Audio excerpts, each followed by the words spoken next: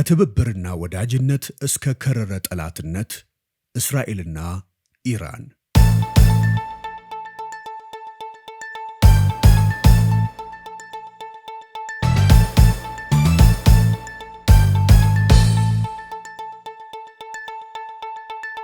በዛሬው አጠር ያለ መሰናዷችን ከሰሞኑ ወደ ግጭት የገቡትን ሁለቱን የገልፍ ሀገራት ማለትም እስራኤልና ኢራንን በተመለከተ አቧራ የለበሱ የታሪክ ገጾችን አራግፈን እንዲህ የቀለጠው መንደር ከመሆናቸው አስቀድሞ ስለነበራቸው ትብብርና አጋርነት ብሎም ብዙ ያልተሰሙ ታሪኮቻቸውን መለስ ብለን ልናስቃኛቸው ወደናል።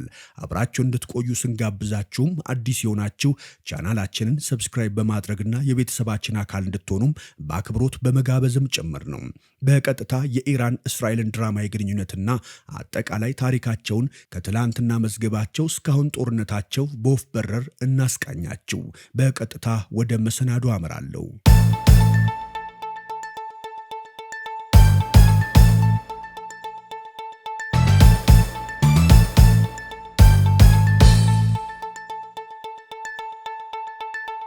በኢራንና በእስራኤል መካከል ያለው ግንኙነት ዛሬ በመካከለኛው ምስራቅ ካሉት እጅግ አደገኛ የትውስታ ነጥቦች አንዱና ዋነኛው ነው።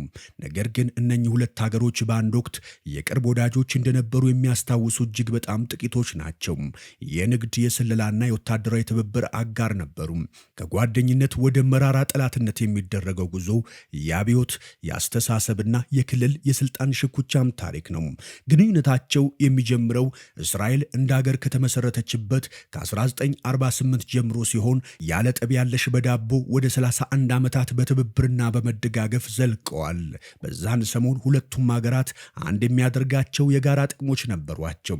በጠላት ክልል ውስጥ አረብ ያልሆኑ ሀገራት ነበሩ።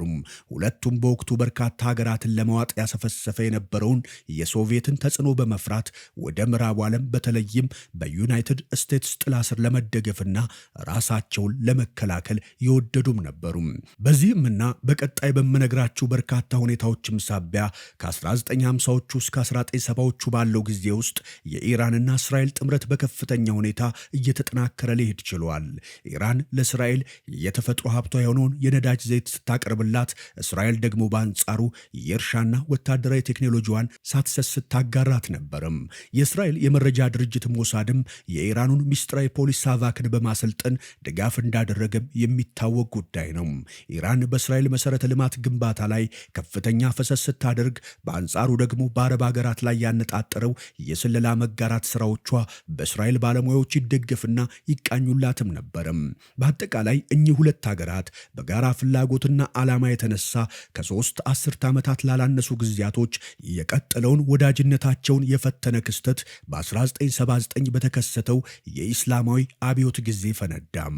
እንደ አውሮፓያን አቆጣጠር በ1979 የተከሰተው የእስልምና አብዮት መሪውን ሻህን አስወግዶ አያቶላ ሩላህ ኮሜኔን ወደ ስልጣን ሲያመጣ ሁሉም ነገር ተለዋወጠም።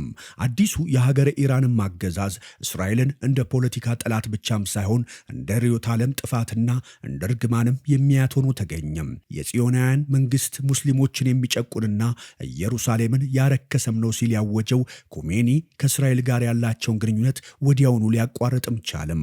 እስራኤላውያን እንደ ሀገር መቀጠል እንደማይችሉና እንዲፈራርሱ ከመጠየቅም ባሻገር በቴህራን የሚገኘውን ኤምባሲያቸውን የሀገር ዕውቅና ላልነበረው የፍልስጤም ነጻ አውጪ ድርጅት ፒኤልኦ ሊያስተላልፍም ቻለም። ይህም ውሳኔው በሁለቱ ሀገራት መካከል ለዓመታት የዘለቀውን ወዳጅነት አፈር ያበላና በጠላትነት የጎንዮሽ እንዲተያዩም በር የከፈተ የዲፕሎማሲ መንሻፈፍና የፖሊሲ መቀልበስን ያመለከተም ነበረም።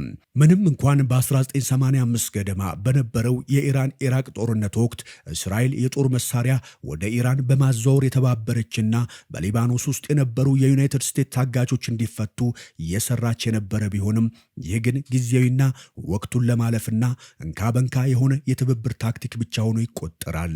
እንደ አውሮፓውያን አቆጣጠር በ1990ዎቹ መጨረሻና በ2000ዎቹ መጀመሪያ ላይ የሁለቱ ሀገራት ጠላትነት አዲስ ደረጃ ላይ ሊደርስም ቻለም።